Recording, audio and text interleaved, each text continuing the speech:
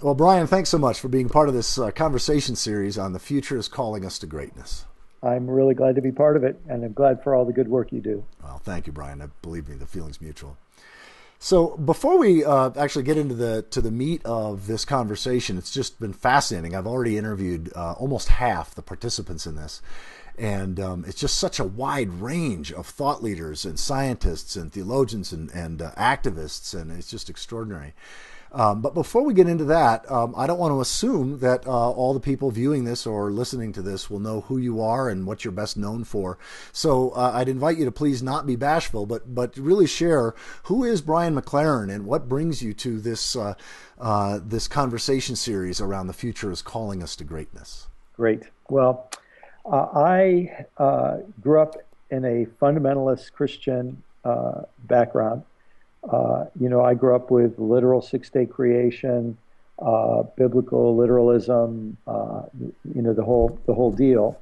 And I was something you and I have a lot in common about is that I was very interested in science from a young age. I loved animals and plants and stars and dinosaurs. And I remember being a junior high kid my favorite thing was to go to the library and I'd read every book on science in the children and youth section. So then I went to the adult section and I started checking out high school biology textbooks. Like I was just hungry for more knowledge about science. And I remember when my junior high Sunday school teacher said, well, you can make a choice. You either believe in God or evolution.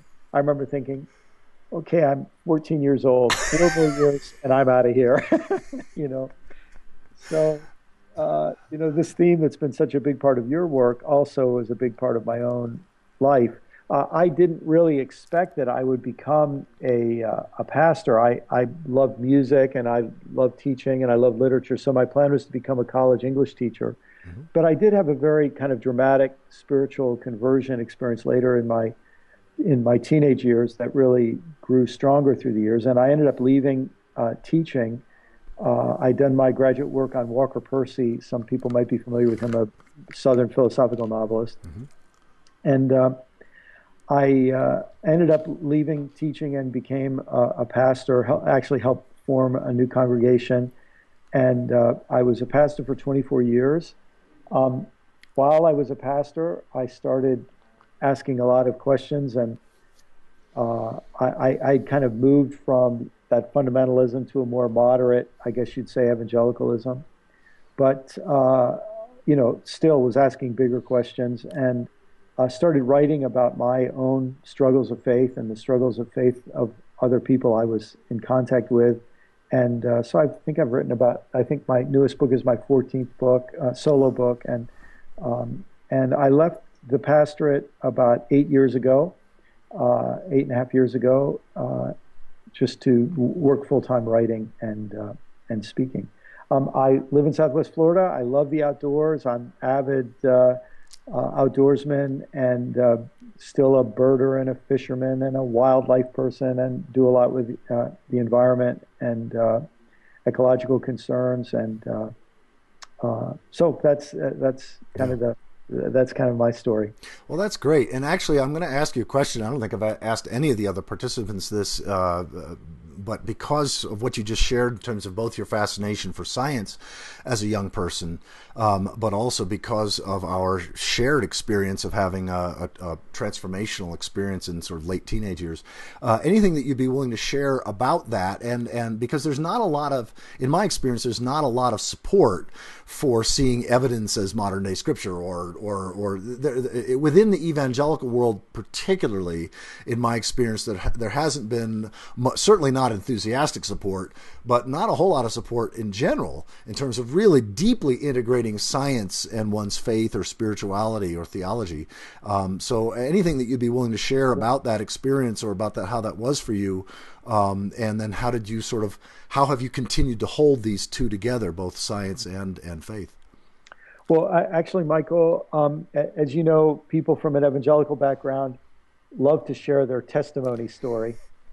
But I actually never liked to share mine very much, partly because I felt that it was such a powerful experience. Every time I shared it, it became a little less of a valid memory and more of a, a story that I told. But Mhm. I would like to share it, and it's sort of very relevant to the kind of work that we're both engaged with now.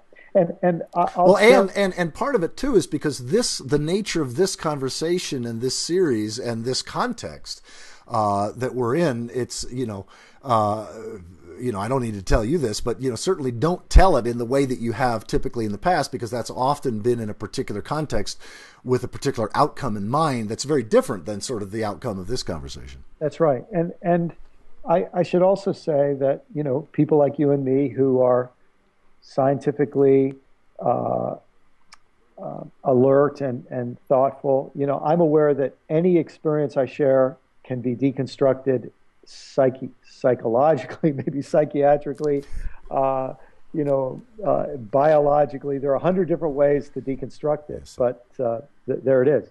Um, but I was a teenager struggling with which way I was going to go in this whole religion thing. Uh, I was on a retreat with a Southern Baptist church. I didn't go to that church, but a friend of mine did. And this was in the time before Southern Baptists had exactly the reputation that they have today. And the leader of the retreat on the Saturday afternoon of the weekend said, well, "Why doesn't we're going to take an hour for everybody to go out and have, you know, quiet time just between you and God." So I went out and climbed up in a tree and was sitting on a tree, hoping I would have some kind of spiritual experience. And really, I only had an experience of ants and mosquitoes crawling up and down the tree and all over my body. But I do remember I prayed. I said, before I die, I hope I can experience the most beautiful things and hear the most beautiful sounds. And, I was sort of an artistic young kid, so I Mm-hmm. was interested in beauty. And that was it. I was, swatting mosquitoes and all the rest. Uh, and I don't know how I spent the rest of the hour, but uh, ironically, later that night, there was after everybody had gone to bed. I actually, in my little cabin on the Southern Baptist retreat, we were all in bed, and the guys were telling dirty jokes. I mean, that's Of such course. as life of Yeah. junior high or high school kids. And uh, but a couple of us snuck out of the cabin, a couple of friends of mine and I, and we went and just sat on this hillside, and it was one of those incredibly clear October nights. And I moved away from my friends a little bit, just looking up at the sky. And all I can say is that I think the things I'd asked for a few hours earlier actually happened. I just had this deep sense of maybe, the sense of being a creature on this planet and looking up at the sky and not having to fit it into, the all the images of God that I've been taught, but just sensing that I'm in the presence of something mysterious and great and grand, and that I'm actually a part of it. I'm connected to it, and I'm loved, and I'm known, and I belong here. And it was so powerful. I began to cry, and I just felt an experience of connectedness that I'd never felt. Interestingly, my friends who were, 20 or 30 feet away, they didn't know anything that was going on with me, but they ended up in this deep conversation with each other. And I overheard my friends speaking of their love for one another. And uh, high school kids are just getting to the point where they ever express that sort of Yeah, thing. exactly. And I remember then being deeply overwhelmed by the sense of human love and friendship. And somehow that whole package, was a formative experience Yeah. of my life. Yeah. Yeah. That's great. Thanks for sharing that. This is again a thought that just came to mind. But given given who you are and what you've been committed to for now so long, I'm just curious, how would you describe, sort of in a nutshell, sort of, what you see as your own sort of your mission, your legacy? Like, what would you like on your tombstone, or like what is your heart and mind and body like? What Yeah. in terms of your work in the world, what do you hope to accomplish? What do you have your sense of your mission or your ministry? Well, let me say it humorously and then a little more seriously. Okay. because I travel a lot, and I wish I traveled the way you do, but I often travel by plane. And you know what happens on a plane when somebody says, you say, Oh, "Where do you right. Yeah, live? right. What do you do?" So my elevator speech or my plane seatmate speech is, "Well, I'm a former pastor, and I try to convince religious people to stop killing each other and destroying the environment." So, That's good. uh, Yeah, that's a good one. so That's at least going to bypass if you have anybody who has sort of a knee jerk reaction. Uh, that's going to bypass it wherever they're coming from, and then open up for genuine conversation if that's what you all want to do. it's true. I've had the chance to say that often enough now that people usually go, "Well, there's certainly a need for that." I'm sure business is good, they say.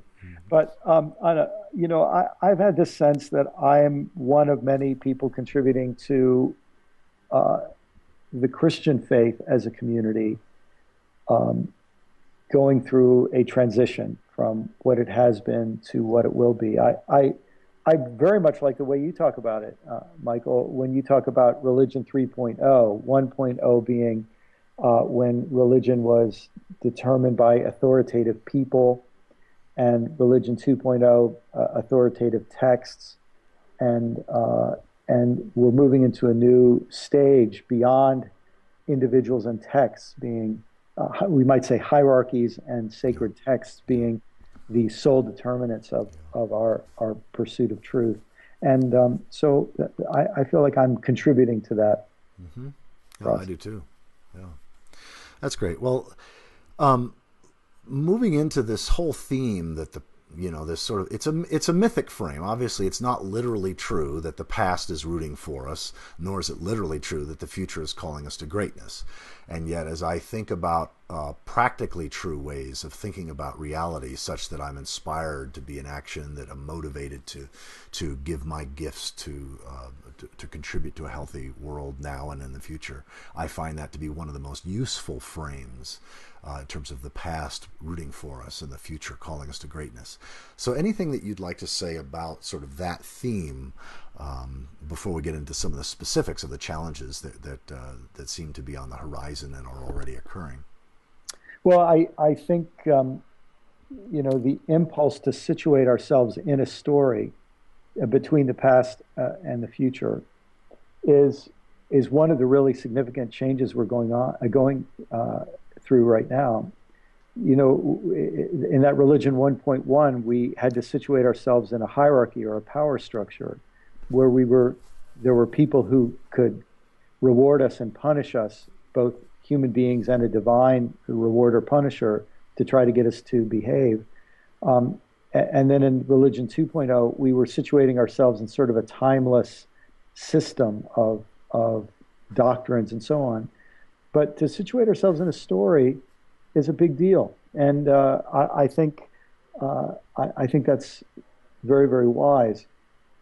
Uh, I speak about this quite often in the last couple of years because I ended up becoming very involved in the debate in the Christian community over LGBT equality. I had, sort of been drawn into this as a pastor, uh, and then I didn't know I had skin in the game in the sense that, I have one of my sons is out gay man, and I have a lot of close relatives who are gay as well now as so many of my dearest friends. So. Uh, uh, what I often tell the story that I think relates to this struggle that you and challenge and quest that you're addressing in the series. After my son came out, a close friend who's also had a gay son came to me, who also is from a very religious family, and he just wept and wept and wept, and he said, Brian, if I accept my son, I reject my father. If I'm loyal to my father, I reject my son. He said, it's tearing me apart. Yeah, sure. And what his statement reminds me of is that if we only think about being loyal to the tradition of our ancestors, then we will betray the legacy of our descendants. And Yes. And taking both of those seriously, I think, is a step toward maturity and adulthood and responsibility. Yeah, amen. Well, one of the things that also that reminds me of, Brian, is that it often takes personal experience to move us beyond a particular bias or worldview that we have. I mean, Yeah. my mother lives down in Miami, actually Key Largo, and she was, rabidly anti-gay for, you know, decades. And then, I don't know, 7 or 8 years ago, sometime in the last decade, I was visiting her, and something came on Fox News, which is what she watches all the time, and it mentioned something about homosexuality, and she said something about it, but there was no edge, there was no, like, her tone of voice was shocking. And I looked at her, I said, Mom? And she said, oh yeah, Sandy, my best friend, came out as gay, and some people are just born that way. It only took, and here's a classic. She got a little evidence, Yes, and exactly. she's willing to change her mind based on evidence. Yeah. Yeah, exactly. I mean, one of the things that I've said, actually, just recently, a couple months ago, I was speaking in a relatively conservative religious setting, and this whole topic came up in terms of what is your basis of authority? Where do you go to for your best map, your authoritative map of what's real and what's important? Is it just the church elders or any elders, or is it Scripture, or is it evidence? What God, reality is revealing through evidence, and you get very different answers to the question, for example, of the naturalness or acceptability of gay and lesbian behavior. If you look at what God's been revealing through evidence, what reality's been revealing through all forms of evidence, then if you look at how the Hebrews reported their understanding of reality 2,000 to 3,000 years ago. And one of the great things about this is that once you have what you call an evolutionary and what I often call a narrative approach, is that then you realize that those authorities and those texts are also part of a story. Yeah. And we interpret them completely differently when we let them be narrative text too. As you know, I just had a new book come out called We Make the Road by Walking. And the book is a reading of the Bible from Genesis to Revelation. But instead of reading it in the Old... Hang on just a second. Yeah. I'm just noticing the phone's ringing here. Okay, so start that Okay. again. Great. As you know, I recently wrote a book called We Make the Road by Walking, and the book is an attempt to tell the biblical story from Genesis to Revelation, but instead of trying to tell it as a collection of timeless truths, it's actually looking at the Bible as an evolutionary unfolding, where there are different arguments and ideas and tension. I think sensible people do the same thing with science. We go back and say, here's how we used to think about the atom, and here's then how we changed our thinking and how we changed our thinking. And in a sense, the history of science is the history of changing ideas. And I think there's a very exciting way to read the Bible and any religious tradition as a history of arguments and different stories and narratives and ideas, battling it out to see which ones would pass the test. And Right. Maybe it's not the test of a controlled experiment, but it's the test of what serves and works and helps people survive and opens them to new evidence. Yeah, amen. Well, speaking of evidence and speaking of what reality is revealing through all forms of evidence today, what are some of the challenges that you see that humanity is now already dealing with, and other challenges on the horizon? And then sort of a second question beyond that, where do you find inspiration or hope in terms of what's being done to address some of these challenges, and where do you think things that we need to do something else, and what might Yes. that be? Yeah. Well, that actually was the subject of a book I wrote a few years ago called Everything Must Change. And I, as a Christian, was setting out to answer two questions. First, what are the biggest problems in the world? And second, what does the message of Jesus specifically have to say to those crises? And it might sound a little bit morbid, but it was a question I'd had simmering really on the back burner for 20 or 30 years. You think, well, there are a lot of problems out there, and if I've got a bad wisdom tooth, then dental care is the biggest problem in the world that day. But standing back, what are the biggest threats? And so I had the wonderful luxury and pleasure of spending a year, better part of a year, actually doing research and meeting amazing people. And so I came out of that saying that I think there are three problems, and there's an underlying fourth problem. So here they are. It's Great. easy to remember. Great. First is the problem of the planet. For the first time, we human beings are sucking out more resources and pumping in more toxins than the planet can sustain. And so the problem of the planet is a huge, huge problem. Second is the problem of poverty. And what's happening is that the way the economic system we've developed works, it rewards the haves at the expense of the have-nots. And so the gap between the richest 1% or 0.01% and the rest grows wider and wider and wider. And when you take those two problems and put them together, you just can predict there's going to be huge amounts of conflict among people. If the environment is destabilized, if agricultural lands turn to deserts, people get hungry. Hungry people are scary. So the third problem is the problem of peace. And when we have those first two problems in the presence of world-destroying weapons, both existent ones like nuclear weapons and ones that we know could easily be developed, biological and chemical weapons, you put that together, those three problems, and we have, we've got, it sounds like biblical apocalyptic, potentials here. And that leads me to the fourth problem, and that is that the source that we usually rely on to give us stories and resources and hope to deal with huge problems, those stories have always come from our religious communities. What happens when our religious communities are actually making the first three problems worse? Right.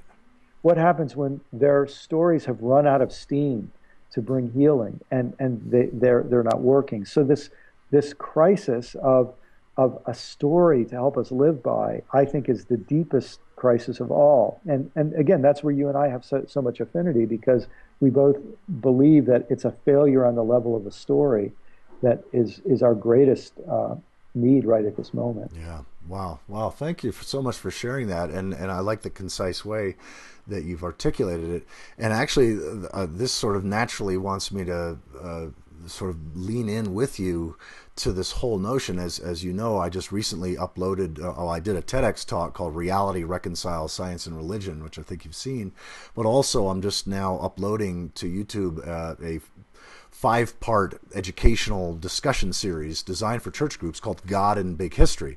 Big History, of course, being the narrative of everyone and everything that that at least I think has serious potential to value the other ancient, more ancient traditional stories, but hold them in a context that moves us all forward in a healthy way.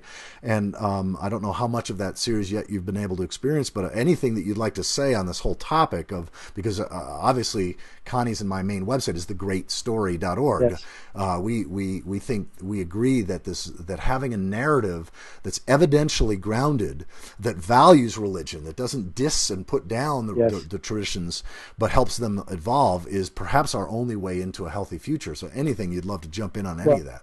Yeah, I haven't seen. I've seen the TED Talk, and I've seen the first of the other videos, and just a little bit beyond that.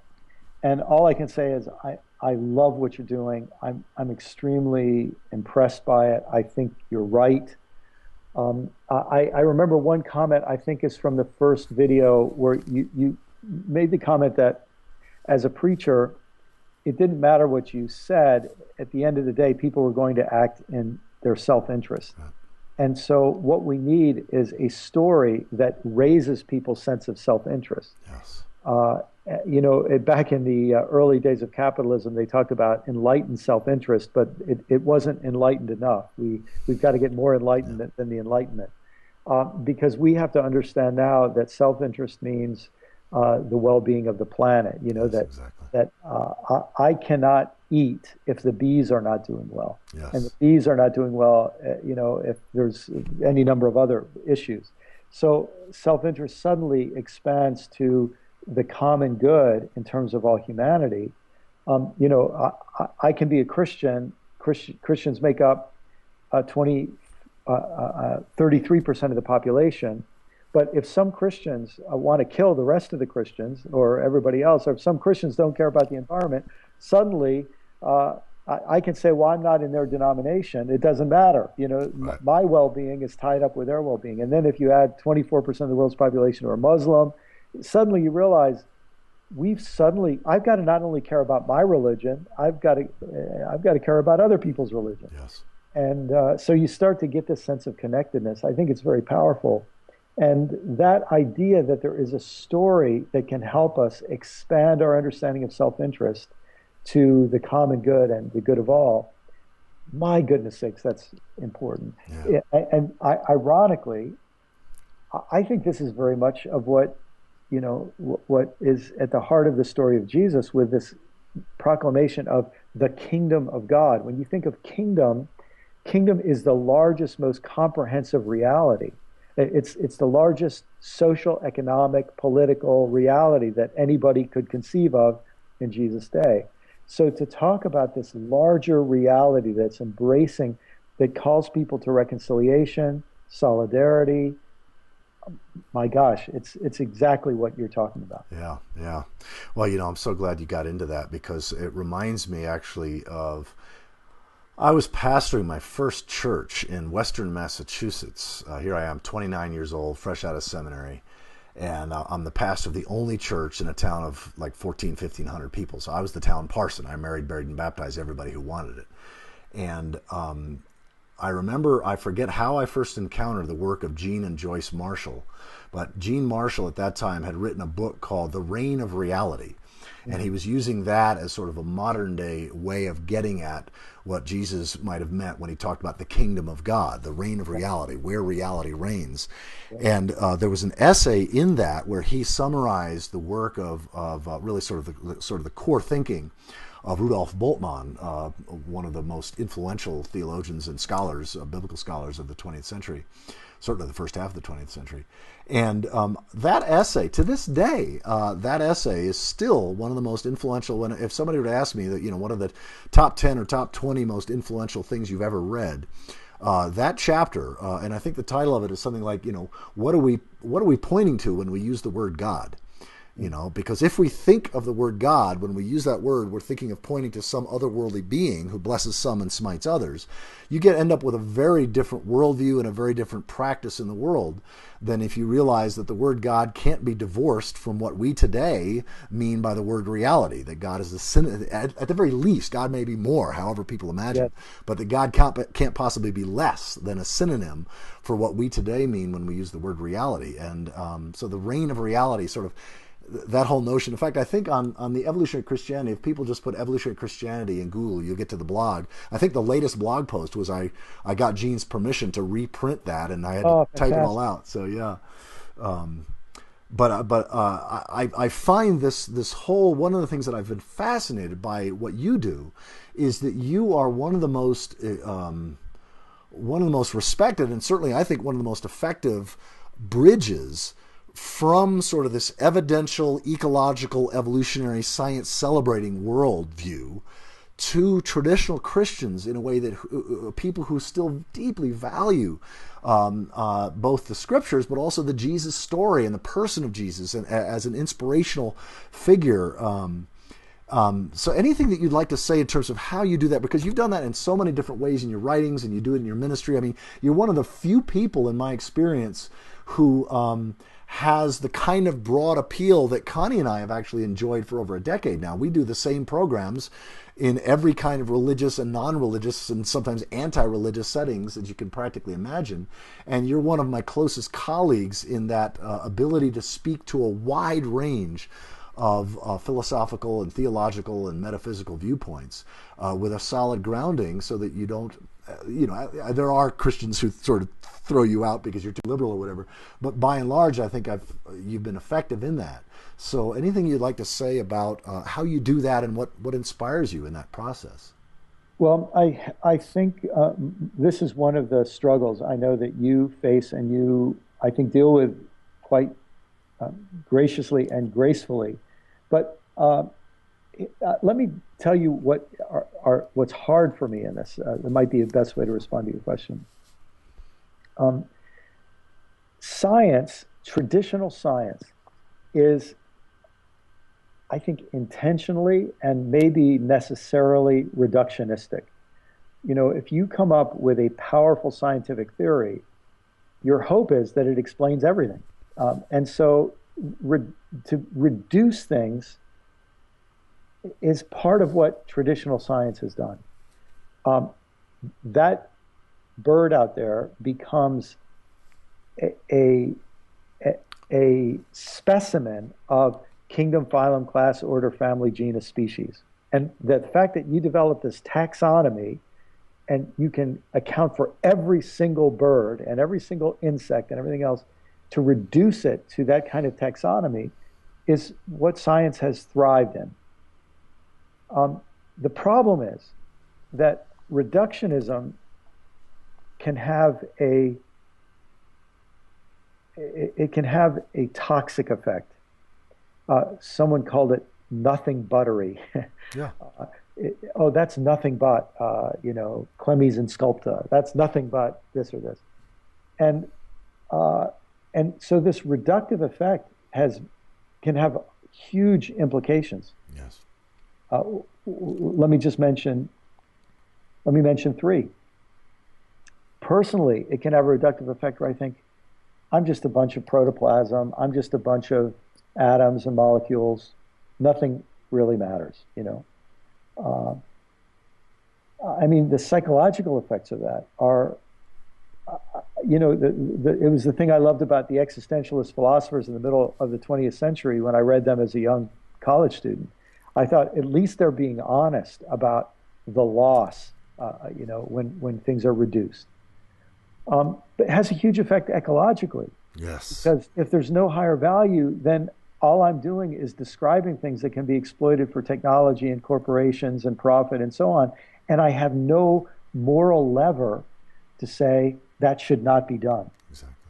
Um, and and even in the world of religion, I think religious people are deeply afraid that if they encounter science, science is going to pull a fast one on them and reduce everything they're talking about to some level of zeros and ones or whatever. Mm-hmm. So the fear of reductionism is a huge, huge issue. And so on the science side, we've got that. Yeah. On the religion side, I think our religions will be in a better place in 30 or 40 years. I mean, I see this happening in Christianity and Islam and Judaism, and Hinduism. I mean, I literally have had wonderful conversations with people of all these different religious communities, and I can testify that they're in the same struggle. They're all trying to get to a way that they can have a narrative version of their own faith. Yeah. But and they're trying to help their faith outgrow 1.0 and 2.0 Yes. Without rejecting Exactly. great leaders and rejecting great texts. Yep. But the great struggle in the religious world is that we can't become enlightened about our own metaphor and our own metaphors.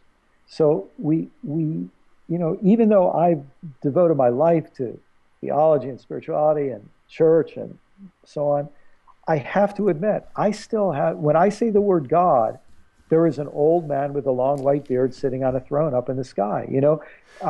Even though I know that's not what I mean when I say the word God, that's part of my, the word philosophers use is it's my imaginary. If a library is a collection of books, an imaginary is a collection of images. And so I think science people are very nervous about religion because they feel we can't deal with these people without being sucked into their imaginary. Yes. And one of the great challenges of I think our generation and the next few generations is we have to find an imaginary to talk about God that is as relevant to our day as what was in the Bible. In the 8th century BC, when David, or the 10th century BC, when and if David was writing Psalms, and he referred to God as a king, that was a different image in the 10th century BC than it is today. So all that's to say, those are the struggles that I think we live in. But if we understand that as part of our creative challenge and opportunity, it's kind of exciting. It's a great that's part of the great work Hmm. that we're being called to. Yeah. Now you said you were going to say three things. Then you said science and gave the reductionism, and then religion. So I'm just wondering. Okay, and then the problem in the zone in between those two um, is how do we negotiate that zone in the middle of those two when on both sides we have a lot of tension? Mhm. It's not like we've got this new solution all figured out that we invite other people to. It's not that simple. Uh, uh, and I think there are many different ways this could go. Like some of my secularist friends think, look, as soon as we just leave religion in the past, religion is like alchemy. Let's just give up on that project. We're not going to make gold out of lead. So let's just say we've outgrown that. Uh, there are certain people advocating that. Mhm. Uh, there, but I think my preferred scenario is that our religious communities are like species that evolve, and that they find in their DNA and in their potential for mutation great hope for adapting, and not just adapting, but then being vital Right. generative participants as we move forward. But negotiating that middle space, we got issues in science, we got issues in religion, and then we've got issues in that middle space too, Yeah. Yeah. which is where you live. Well, it is, and certainly that's what I'm attempting to do. Only time will tell whether I'm successful or not. But this God and Big History sort of educational series that I'm trying to create and get feedback on. I'm hoping that Big History, as the epic of evolution or the universe story or the great story, this sort of narrative that we get through that's grounded in evidence, but also for it to be as inspiring as creation myths traditionally have been, it has to deal with the realm of values and of Yeah, meaning and of inspiration. yeah, And of course, there's no one way, there's no singular way to interpret big history. In fact, my hunch is that there will be innumerable interpretations of big history that each religious tradition and each philosophical system will probably hone in on its own ways of interpreting it that perhaps only that group finds to be inspiring on a scale of 9 or 10 on a 10-point scale. But nonetheless, I think that's an important enterprise that we're finding different ways to interpret what evidentially is being given to us, recognizing that by the very nature of meaning making and the very nature of symbolic language, there is no one right way or one inspiring way to interpret it. and in fact, the part of any vibrant and vital community is managing the tensions between those competing ways, just as in science we manage the tensions between competing theories. Yes, And exactly. and uh, just if I can tell you, I don't think I've had a chance to tell you this story, and I have to be very vague about the story because I want to protect the identity of the Okay, people that's fine. involved. That's fine. But I've had some really interesting conversations in the last year with a group of people from a community that I'd rather not Sure. name, but who have been from what we might call the reductionist science side of things, and in the sense that science without value, it's just the facts, ma'am, without any of the inspiration, meaning, et cetera, that you're talking about. And a group of these science-oriented people had been meeting together, and they had reached the conclusion in their conversation that they need God back, and they need that word or that concept, and they were doing it based on evidence. They were saying, if you look at the universe, it seems like either we're an accident or we're actually, there's a direction. This thing wants to produce. I like how one of your quotes said it, that you start with hydrogen and you end up with an opera, that there is this sort of urge or whatever. And so it was just fascinating to have this group of people sort of want to have a private meeting to say, we're doubting the orthodoxy of our community to say, we want to talk about this other dimension. Because I so often have religious people come to me and say, you're a safe person. I need to ask my doubts too. It's fascinating. Well, one of the reasons I've got such a big smile on my face is I find myself, because I do speak, I've spoken hundreds of times to humanists, atheists, freethinkers, skeptics, and spoken hundreds of times to all kinds of Christian groups, liberal, conservative, Catholic, Protestant, you name it. But also hundreds of times to sort of more New Age, New Thought, integral, as well as Hindu and Buddhist groups. And I often will have privately somebody or small group of people come up in a very similar way and express things. It's a fascinating time that we're living in, because the two halves of our brain work differently for really good reasons. Yeah. And facts and values are not the same thing, and yet we can't survive as human beings unless we attend to both. It's a fascinating time. In fact, I rarely do what I'm about to do, which is to actually recommend a book in the course of this conversation series. But right now I'm halfway through a book that was just recently recommended to me by a leading philosopher of religion, J.L. Schellenberg, called Evolutionary Religion. And he takes a deep time, it's Oxford University Press, he takes a deep time understanding, not just of the deep time past, but deep time future. And he says that religion, if what religion is about, which is, as the whole field of evolutionary religious studies shows that it is about helping us live in right relationship to reality, as reality is experienced at that time and place and that sort of thing, then it's inconceivable that there won't be forms of religion as long as there are self-reflexive creatures, even if it's not humans. And so if we think about how recently we've been sort of culture and rational thinking, self-reflexive consciousness. And if we look out, hundreds of thousands or millions of years, even the challenges that the enormous challenges that we now are experiencing, things like, global warming and peak oil and so many of these things, the likelihood of any of these challenges destroying humanity as a whole, that you're not being at least a remnant that then is able to repopulate over thousands and tens of thousands of years, it seems likely that that's the case. So he's taking a look at what would religion be? What would an evidentially grounded, not just a religion, but sort of a meta-religious perspective that nourishes all different religious traditions? What would that look like, feel like, sound like? How would that, So I'm finding it to be a fascinating book. I'm sure I'll be in conversation with him about all this. But I'm curious, this leads me to think, how do you see, or what do you imagine Christianity, since so much of your work has been within the Christian tradition, how do you see the Christian church evolving now? And do you even venture to think how it might evolve in another 1,000 years or further? Well, one thought that comes to mind right now is to say that in our lifetime, we have seen two main survival strategies in religion. One is the liberal survival strategy. The other is the conservative survival strategy. And in general, the conservative survival strategy has been don't question doctrine, but become completely flexible in methodology. So religious conservatives are the first to go on the radio, the first to do religious broadcasting. I mean, for better or worse, but the first to do websites, the first to embrace rock and roll music, right?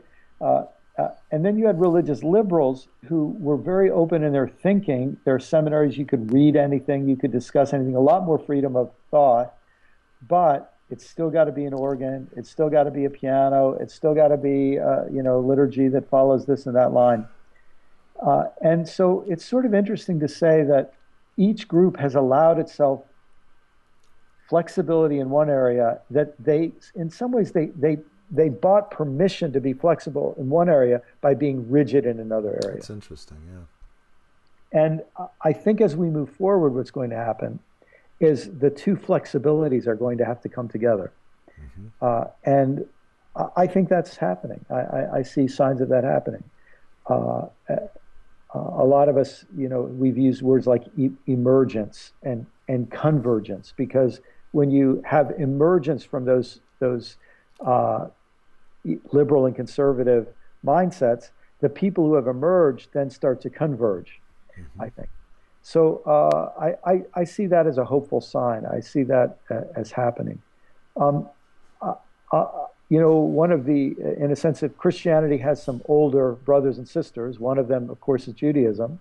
And Judaism has figured out how to do this because Judaism uh, has, they take their texts seriously, but the tradition of Midrash is the tradition of saying to be a faithful person is to A, argue with the text, and B, to notice the arguments within the text. Yeah. I think Christianity is going to have to do that. Yeah. But one of our other older brothers and sisters is Buddhism. And what I think has happened in Buddhism is that to be devoted to the Buddha is to take that story of his life seriously and to take the legacy of his teaching seriously, even as you're allowed to, you might say, we don't even know how much of this actually happened in this or that way. But the fact is that whatever happened became encoded in stories, and those stories had a period of time before they were written down. Mm-hmm. In a sense, when you write something down, you stop its evolution. Exactly. So in some ways, the most important part of a tradition is the part of the tradition before it's written down. And so, the fact that between the time of Jesus and the time of the Gospels being written down, some people see that 40 to 60 year period that lapse as, wow, what a shame we lost accuracy. You could also say, no, that's the period where the stories evolve and have a life, and Yeah. and they're, we're thank God for that period of time of evolution of the stories that are varying, different versions compete, and the better ones survive, and so on. Yeah. All that's to say, I think as Christians learn how to cherish our tradition the way Jews and Buddhists have, I think we'll be better Christians. Does that make sense to you? That makes a lot of sense, Brian. And I'm glad the succinct way you just articulated it, I think, is helpful, because I agree.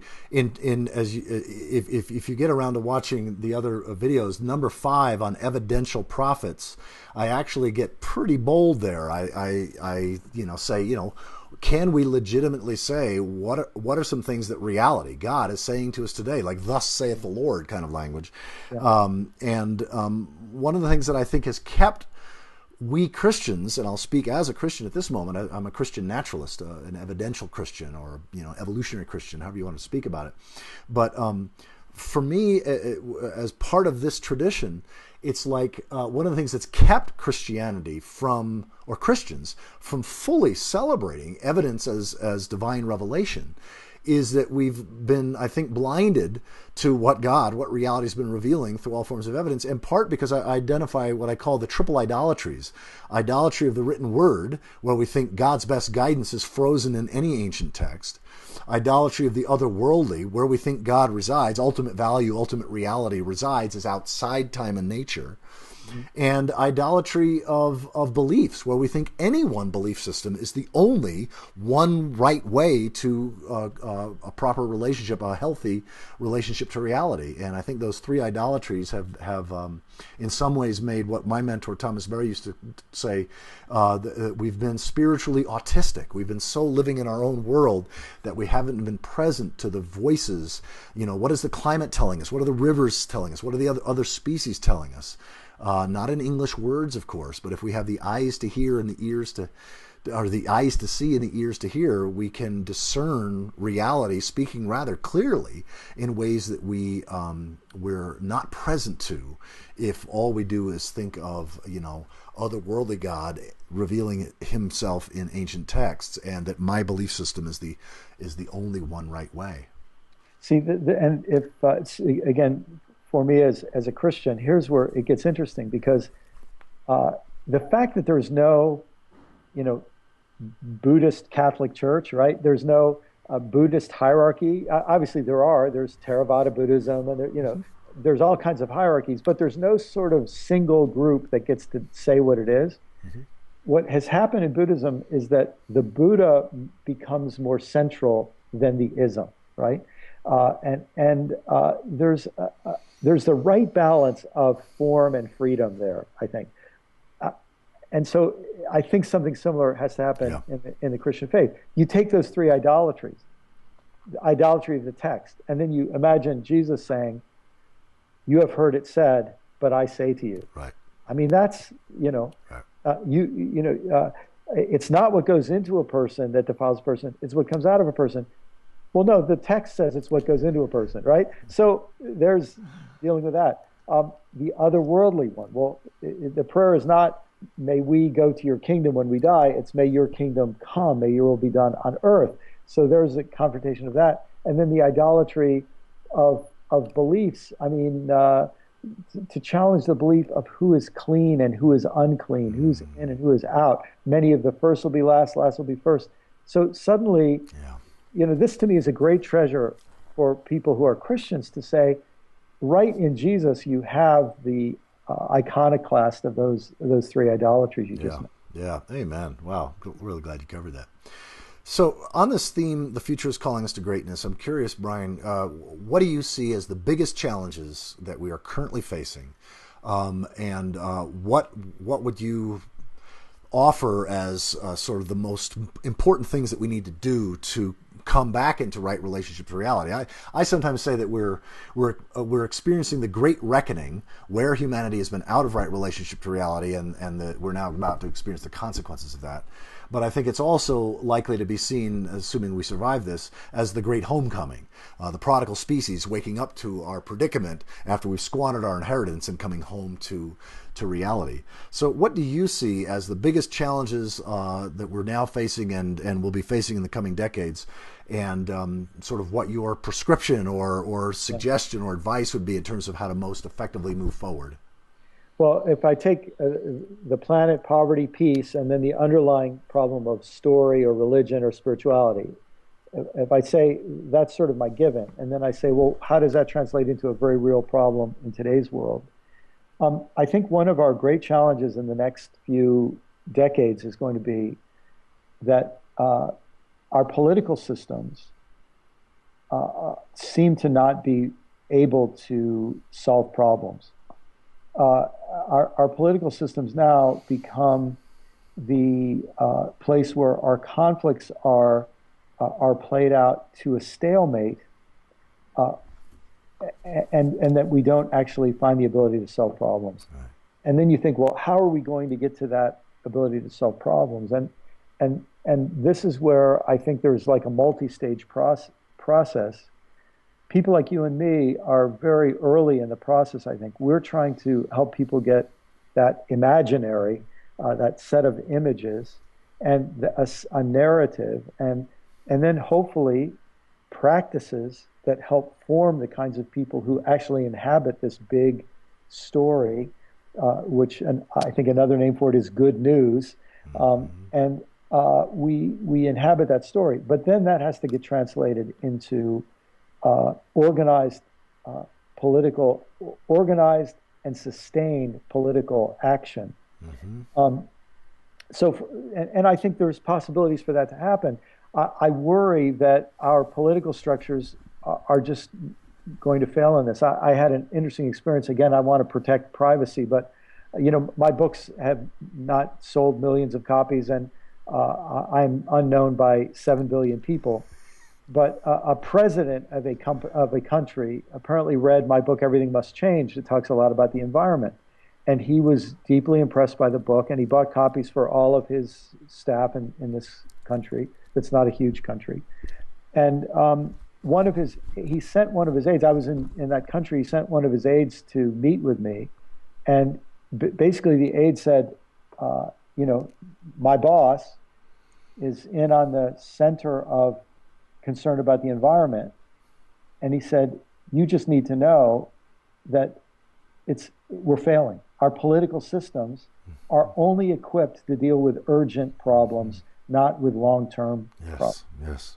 And he said, if there are going to be solutions, we have to imagine different kinds of solutions. So I'll just mention quickly one area that I'm somewhat excited about, I think has enormous potential. If money controls politics, then we have to work on the level of economic power rather than just political power. In other words, the power of the ballot is really important, but so is the power of the credit card or the dollar. So what will happen if we were to mobilize the world's largest religion, let's say even 10% of the world's largest religion, and we actually said, we're going to establish a set of economic principles, and any companies that will abide by these principles, we will start doing business with those companies. And we will consider it ethically, it will be an ethical violation for us to do business with countries on this other list, or with companies on this other list. So suddenly we start using our power in the way we spend our money day by day. I think that could be one of the most powerful moral movements that could make the biggest difference in the years ahead. Well, I agree, and what you just said so resonates with me that either during this conversation or afterward or next week or whatever, I want to further that conversation with you. Great. I think it's really important. This is one of the big takeaways I came up with, after I finished that book, Everything Must Change. I'm just looking around. So, yeah, I don't have a great example here, but, actually I do. Just a second. So here is a bottle of vitamins, right? And on the back of the bottle of vitamins is this thing called, it's the nutritional information thing. Now, when you and I were kids, no product had that little box on it with nutritional information. Now, every food item has that box. I mean, in our lifetime, I had nothing to do with it, but some smart people figured out a way to say no product should be able to be sold, no food product that doesn't have nutritional information. Yeah.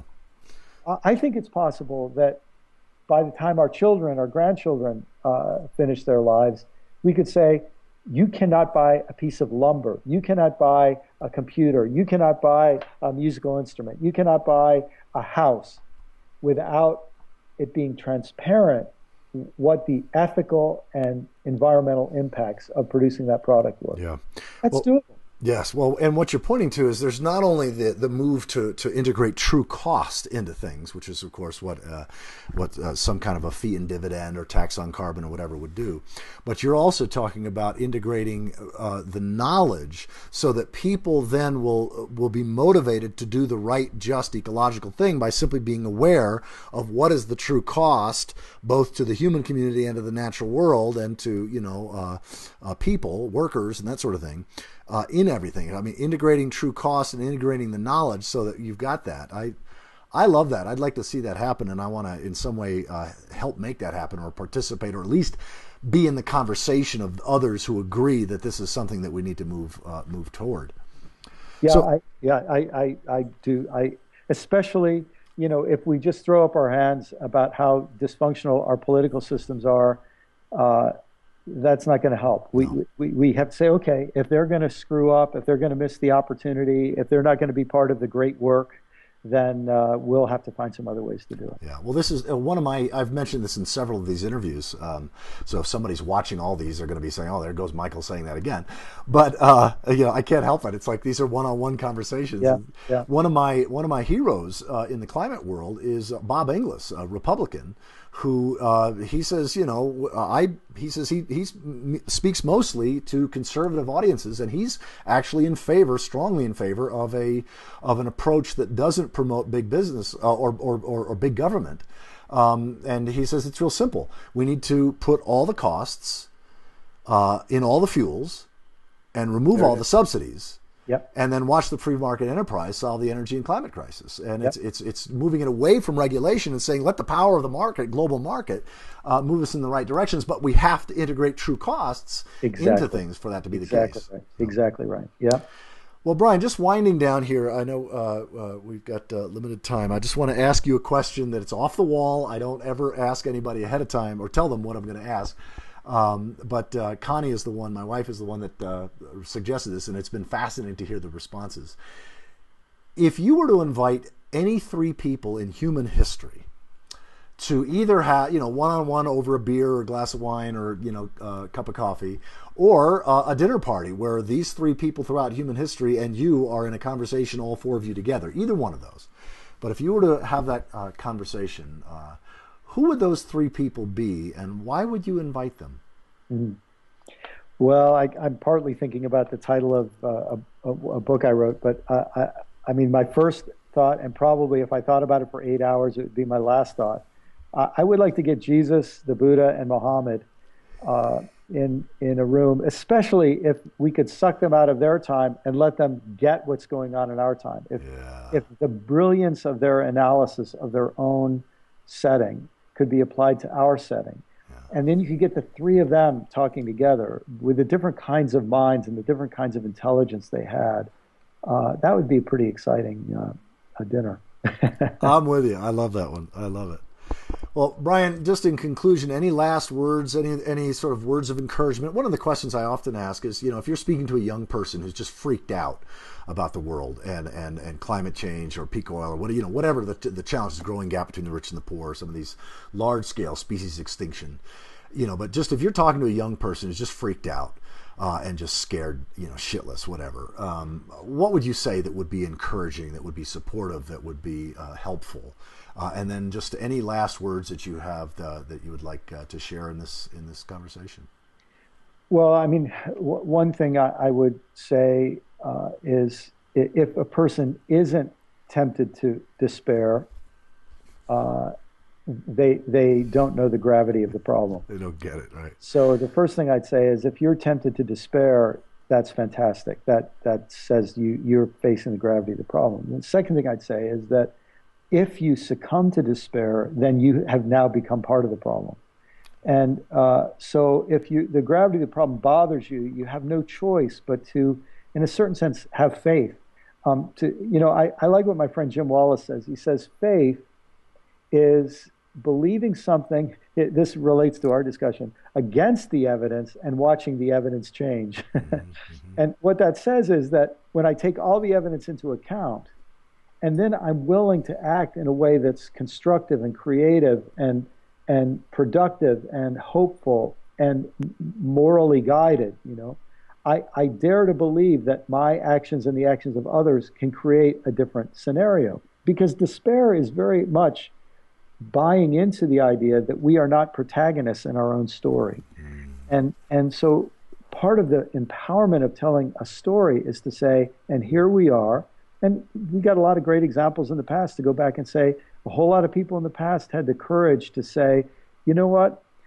Slavery is not an inevitability. You know what?